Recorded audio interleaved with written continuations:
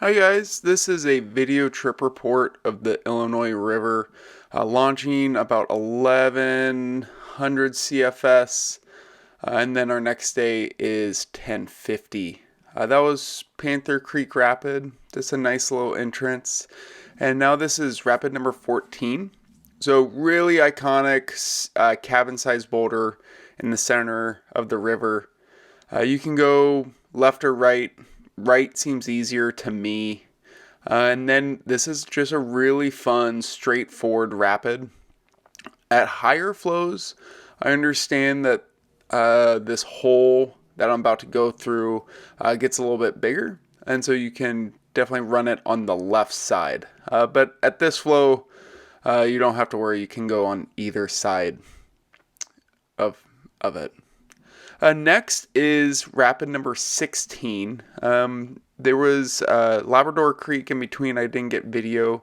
This is Gnome Creek. And I really just wanted to show this rapid in its entirety to really point out the beauty of the Illinois Canyon. As we come around this corner, it's just this incredibly enormous rock canyon that stands above you the entire time, clear water below. And on this trip, we did not see a single other person on the river. So I really recommend running this river. The rafting is amazing and the scenery is better. So coming up, this is rapid number 18, also known as Rocky Top. And so it gets the name for that rock that's in that lower left-hand side of the river. And this is a conservative right line. I have taken a left line here, and that goes really well too. So a left line, you would just be coming underneath the rock that I'm going over right there. But then on this right side, it's a pretty easy move, and it keeps you completely clear of all those rocks and the Rocky Top rock. So there's a few other rapids in between Rocky Top and here. This is rapid number 22, York Creek. And this is probably one of the longer rapids that I'll have on this video outside of Greenwall. And it's got this really fun entrance. So at this flow, there are a lot of shallow, rocky entrances. And the biggest thing is just making sure that your boat is going straight down them.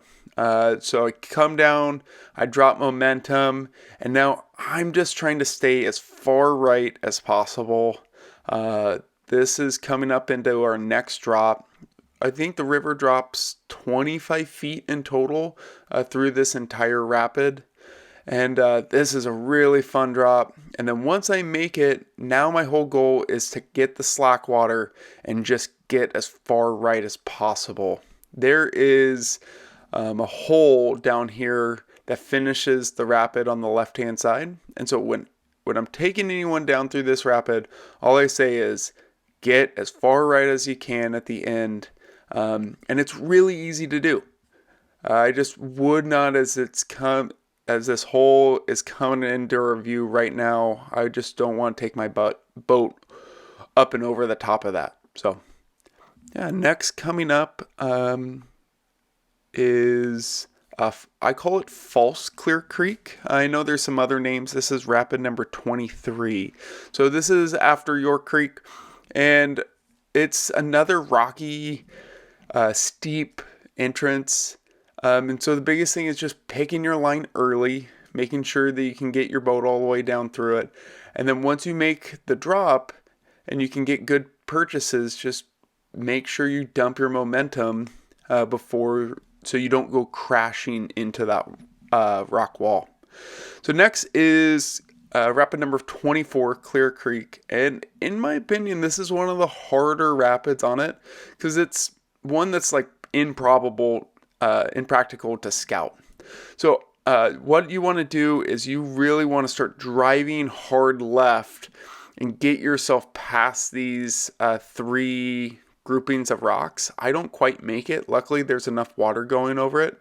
But if you don't make that move, you can end up actually going all the way far right.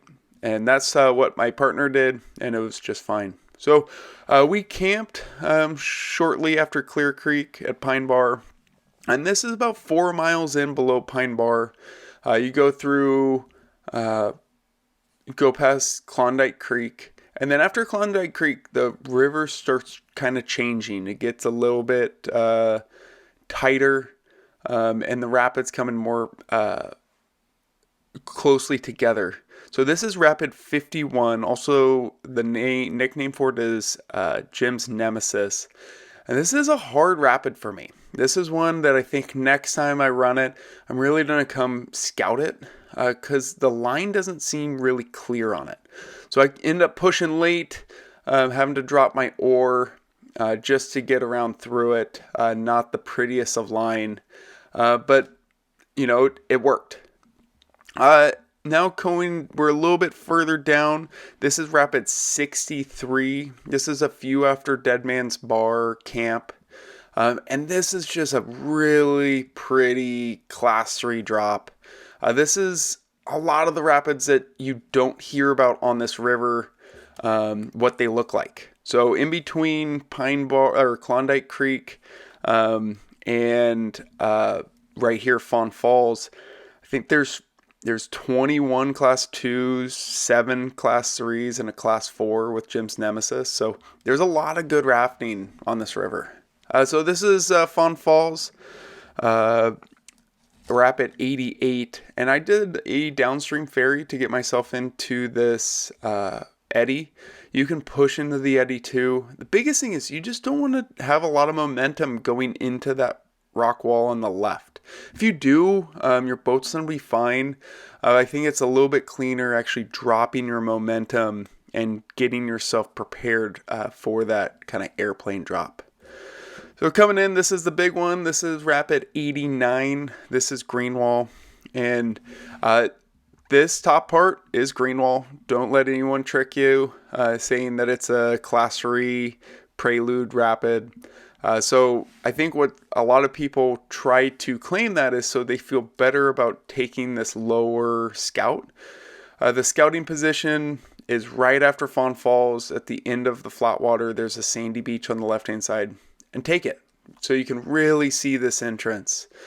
So go through these rocks. I like a little left rotation on my boat. Just get my momentum moving to the left to really miss this big hole that I'm passing right here. My boat hits this little rock. It's no big deal. I'd rather go into the rock. And the eddy I'm talking about is right there at the front of my boat. So that's what a lot of people will try to catch to come scout this lower section. I've had a bad experience doing it, and I just highly recommend just take the stress out of your day and do the upper scout. So this is the crux move coming into Greenwall.